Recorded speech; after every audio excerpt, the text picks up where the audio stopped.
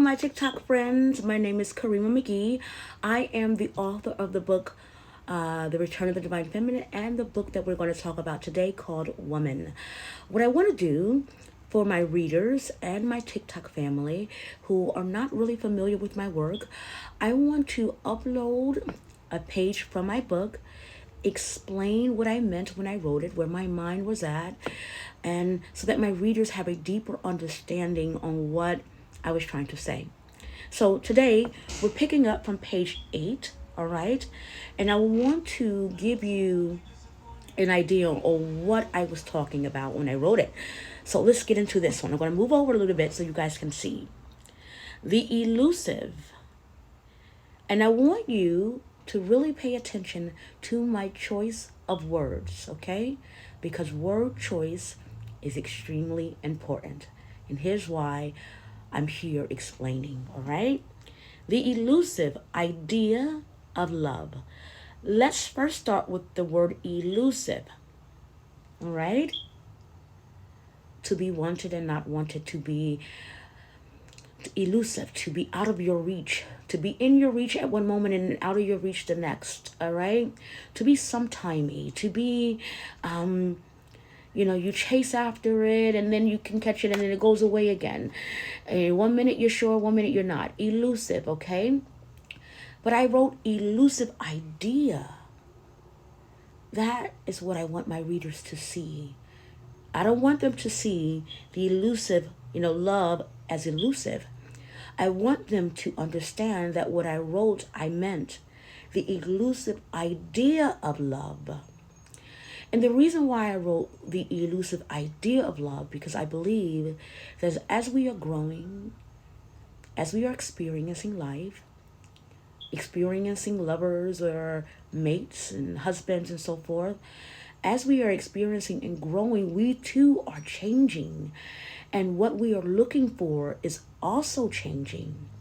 And so our ideas are evolving all of the time, or at least I believe they should be. All right? So the elusive idea of love lends its fascination.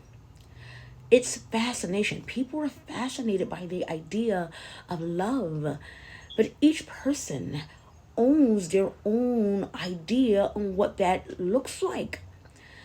Although we can pull love from the biblical versions, all right? And we can pull love from ancient poets who try to explain it, all right? Each person owns their idea of what they believe love to be. And that idea most often is rooted in our experiences, our trauma, healed or unhealed, all right? What we've seen in our household. If daddy kissed mommy on the forehead, all right? Or perhaps daddy was abusive to mommy. Our growing minds are being shaped by those experiences. And so as we become adults, the ideas are there and are being shaped as you are experiencing love or what your interpretation of love is to be. That's what I meant by that, okay? To the pursuit of such an intoxicating possibility. The pursuit. Look at the word I used there. Pursuit. To run after, to chase after. We're chasing after an ideal, all right? Or an idea. We're chasing after a concept that we have created here, okay? And that's always tied to our experiences. So let's go on. Intoxicating possibility. Why did I use the word intoxicating possibility? Because we all understand what Beyonce meant by drunken love. Even those of us who never really loved badly, we understood what she meant by being drunk in love. And that's what I meant by intoxicating possibility. It's possible, right? But far too many end up with nothing but a mere interpretation. What did I mean by that? I meant that because we are growing and evolving and changing, And our ideals are being shaped based on our experiences, okay? And it's an accumulation of all of those experiences that we can't get away from. It shapes what we understand love to be. And it also shapes how we experience love. And it also shapes how others experience us. And if you guys don't recall, I talked about in the Return to the Divine Feminine, it's important that we are aware of how people experience us. What does it feel like when you are in the presence of Karima? What does it feel like when you're loving Karima or when she's loving you? That experience, I had to create that in my head so that when people are experiencing me in love and relationship, that I was sure about what they were going to get. Because as you become sure about yourself, self-awareness, it's not just about, and self-love also. It's not just about doing your nails, doing your toes, being pretty and all those things. And we talked about this a million times on my YouTube channel. We talked about the internal workings of us, right? It's not just about spraying on perfume. Remember I talked about how femininity is not just about spraying on perfume or looking pretty and doing your eyebrows and leveling up.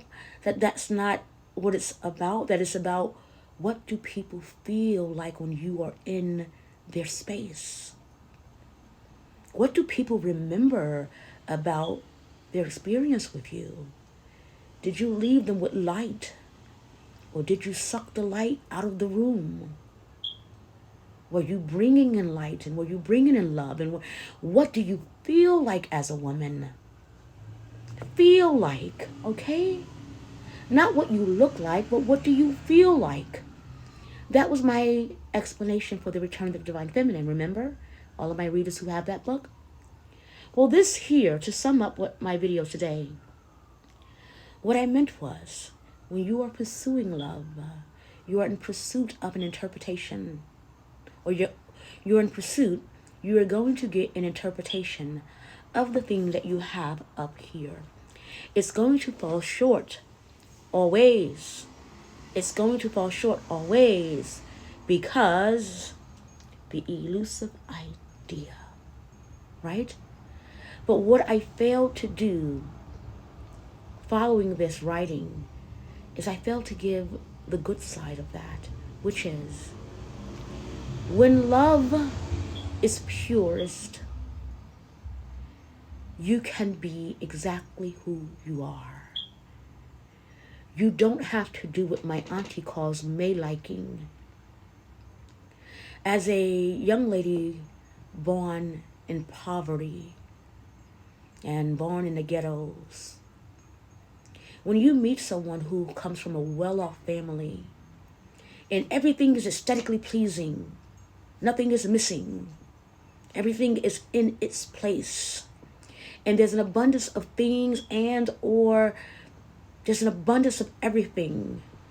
And when you offer yourself as you are, coming from poverty to that level of life, you try to understand, well, how do I fit in this picture? Well, when you fit naturally and it feels like home, and you're not afraid to bring them into your unaesthetically pleasing life, and they feel like it's still home, and you don't have to make like, it's no longer elusive. You're no longer pursuing. You're no longer getting a mere interpretation. You are in fact getting the purest form of love. When you can take someone who's never experienced poverty on the level that you have, and they come and they don't feel uncomfortable. Maybe they can sit in the chairs that are not as fluffy as the ones that they come from, and it doesn't bother them in the least. That is the opposite of this writing here. Until next time, be well.